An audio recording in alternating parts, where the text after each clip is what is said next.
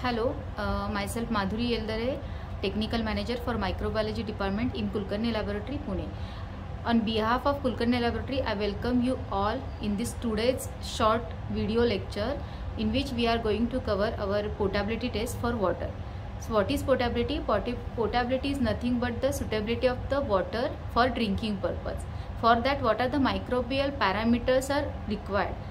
Here we are going to cover E. coli and coliform, which are the representative bacteria which will indicate the fecal contamination of your drinking water. If E. coli and coliform bacteria are present in your drinking water, it is not suitable, it is not potable for your drinking purpose. So this is very important test with respect to our routine life.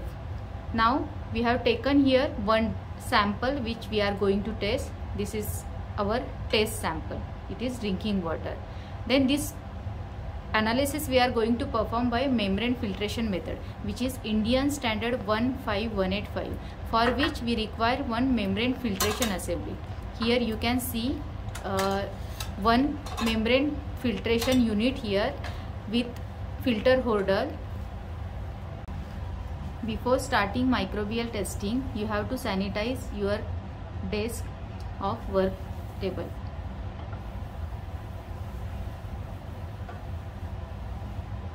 Also, you have to sanitize your hands with 70% isopropyl alcohol before proceeding further for our actual testing part. In this technique, we are going to see membrane filtration technique, which is as per Indian standard IS 15185. According to what we will require one membrane filtration assembly. So here you can see in this video we have membrane filtration assembly which is already connected to vacuum pump, which consists of collecting flask, then filter holder, and this funnel through which we are going to filter our water sample. This method is specifically applicable for filtered or treated water which will contain low bacterial count, so that it is easy for us to detect bacteria with low microbial flora. Now we will start our testing. For this membrane filtration technique, you have to use 0.45 micron sterile filter paper. These are the 0.45 micron sterile filter papers. You have to keep this filter paper on filter holder in filtration system. You have to secure funnel with the help of clamp to proceed for filtration. You have to take care that it should not leak from anywhere, so you have to carefully secure this funnel with the filter holder. Now, as per the requirement, you have to filter 100 ml of sample through this filtration assembly. So this is our test sample which we are going to use for our drinking purpose. Before that, we need to check its potability with respect to microbial parameters E. coli and coliform. We are going to filter this sample now. For this technique, we will require chromogenic coliform agar plates. These are the pre-prepared plates which we are going to use for this test procedure. Both positive and negative controllers we will run along with the test sample. So first of all, we will filter the sample through filtration unit.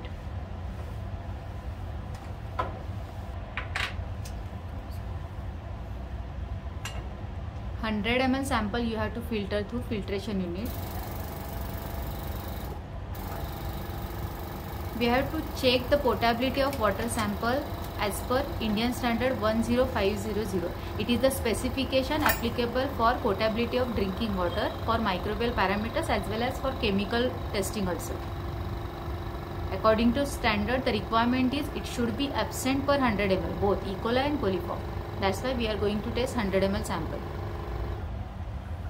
Once you will filter whole sample through the filtration unit, again with the help of sterile forceps, you have to keep that filter paper on which now suspected microorganisms are collected. You have to keep that filter paper on chromogenic coliform agar plate without trapping any air bubble. So this is the procedure which we have to follow in the membrane filtration technique. After this, you have to incubate this plate at 37 degrees Celsius for 24 hours.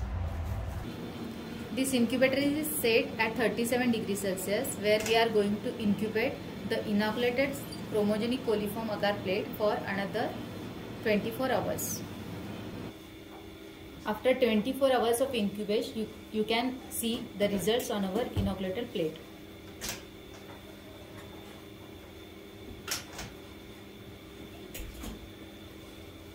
So this is our inoculated plate of chromogenic coliform agar, on which you can see few of the bacterial growth it is there.